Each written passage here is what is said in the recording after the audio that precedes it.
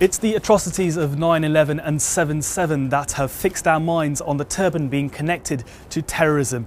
It's the image of the Taliban that's replaced our knowledge of the good things that the turban represents with ignorance and misunderstanding. The turban effect is proof of this, the idea that people see it as something to fear. But perhaps it's now time for a new way of thinking, one which promotes the turban for its spiritual and cultural importance, seeks to inform and educate, because through knowledge of what the turban represents, we get to see the world in a completely different light, one which we thought we knew, but are just beginning to understand.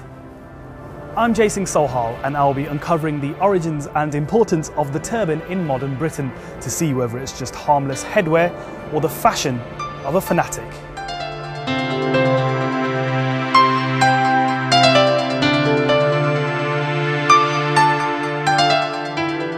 The Sikhs have always had an important relationship with the British, forged through fighting side by side in campaigns in Burma, China, and during the First and Second World Wars.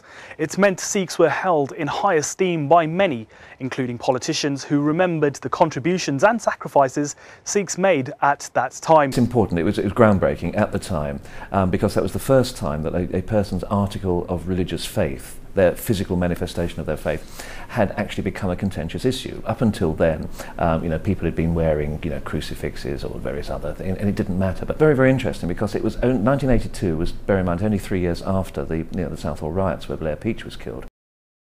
There had been a series of cases involving Sikhs and turbans right from the start of greater migration in the 50s. Cases on the buses. You can't drive a bus or be a conductor. We respect your right to physically represent your faith in this way.